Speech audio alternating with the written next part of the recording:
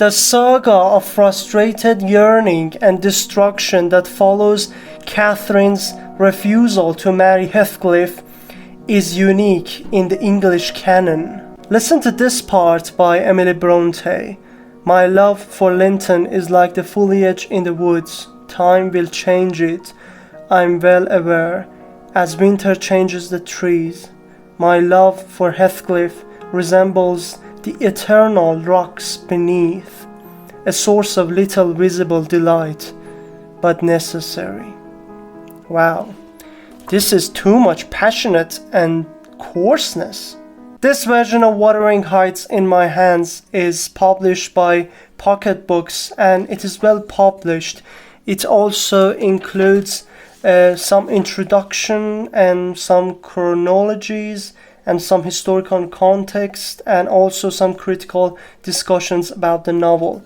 This is a kind of a complete version of the novel by Pocket Books.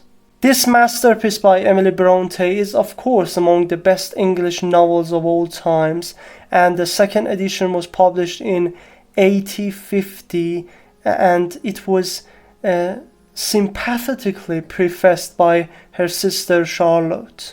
Emily Brontë is a writer who has spent most of her life in the boundaries of the house and in that limited condition of women in the 19th century literature, and her only sources of inspiration were that landscape of the Yorkshire area and her experiences of religion, illness, death, and of course of folklores.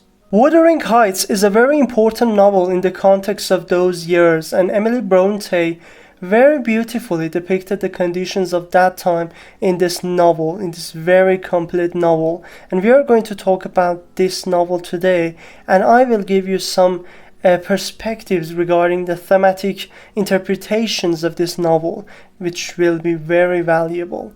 I hope you will watch this video until the end of it.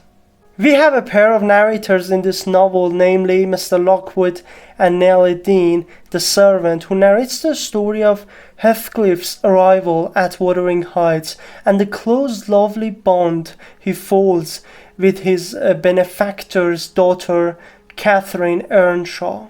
The plot of the story is very complex, and we have two generations of families having interactions of love and hatred.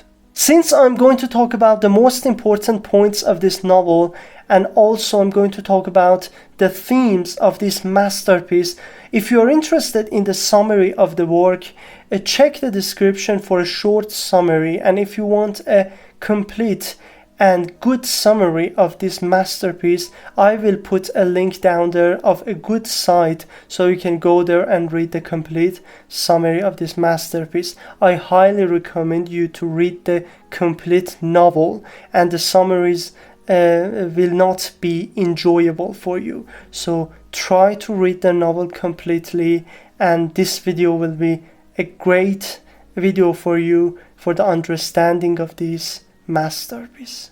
Major characters of the novel are Catherine Earnshaw, who is in love with Heathcliff, but by the force of her brother Hindley, she finally marries Edgar. We have also Heathcliff, who is not in the same level of social status with the Earnshaw family, so he is unable to marry Catherine and leaves, and then returns with a great wealth and great class. We have also Edgar Linton, who is the husband of Catherine finally, in the absence of Heathcliff's in that Wuthering Heights. And we have also Isabella Linton, who is Edgar's sister, and finally marries Heathcliff, but Heathcliff didn't love her and he mistreats her.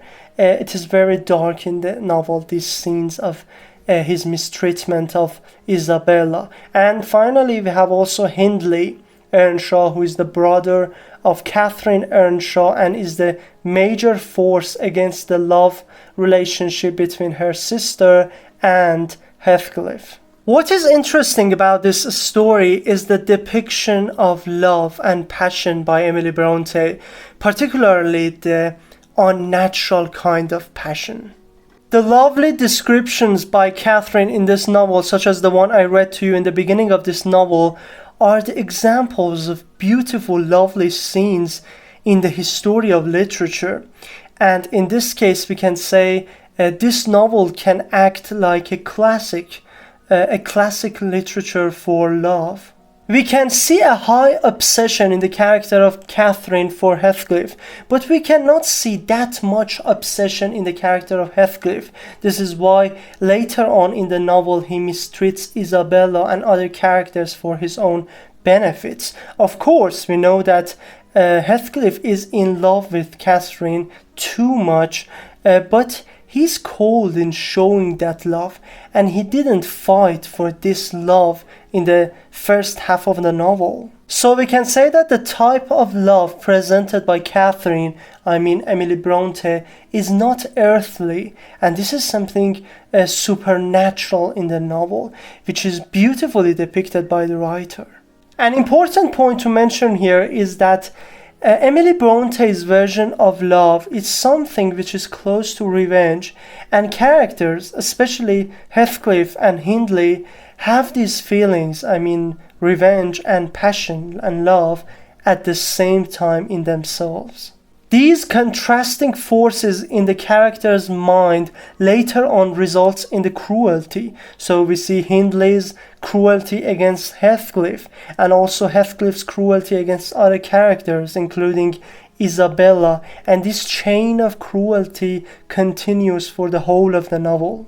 Keep in mind that this atmosphere which is created by Emily Brontë is very close to the atmosphere she has in his lifetime. We can compare Catherine to Emily Brontë in the real world, and this is perhaps the depiction of her own life.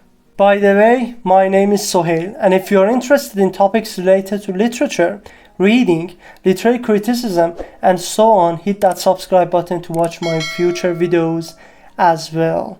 And like this post if you think it adds value so far. If you remember my previous video, I talked about the realism in the second half of the 19th century. You can find the link of this video in the description down below. Emily Bronte's Wuthering Heights at some points becomes closer to the ideals of romantic literature and romantic novels, especially those scenes which are described by Catherine Earnshaw of that lovely passions and that spiritual love, that which is not real, which is too much love, and also in those scenes which we have the presence of ghosts. This is kind of romantic, but it also closes somehow to the realms of realism, especially those parts which talked about the class conflict between Earnshaws and Heathcliff, and it is a very important theme in the novels of the Victorian era, the class conflict, and it plays an important role in this novel, especially when we have the problems between Heathcliff and the family of Earnshaw. After Heathcliff returns to the Wuthering Heights after 3 years and with mysterious wealth and educational power, he decided to take control of everything Earnshaws had, and he did this. So we can say that this novel stands at the bridge between romanticism and realism, and this is a kind of transitional novel. Very, very important novel in that case.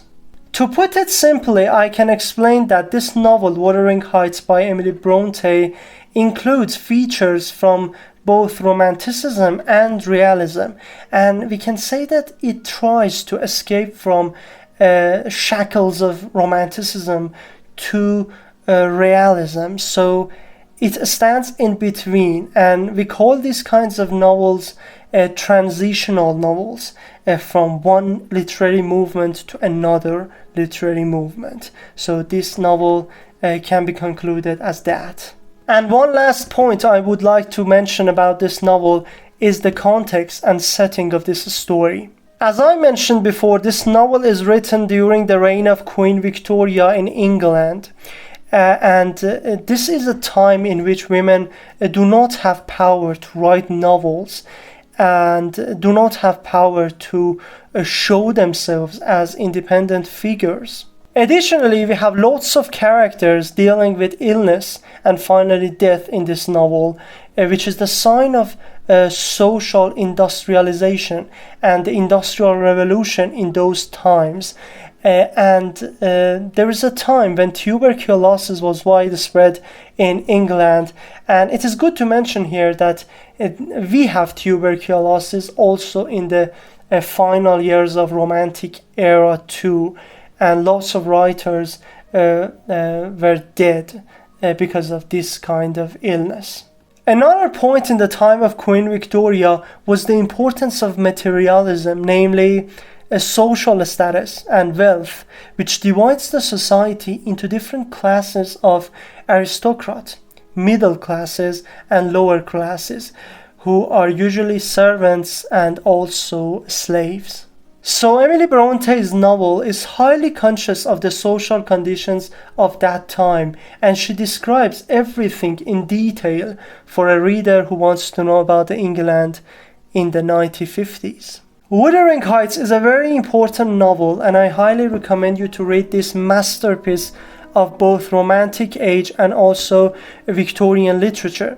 Some novels, including this, are the basics of the world literature, and you are more likely to love these novels because these novels have the best structure and formation, which suits to a high number of international readers.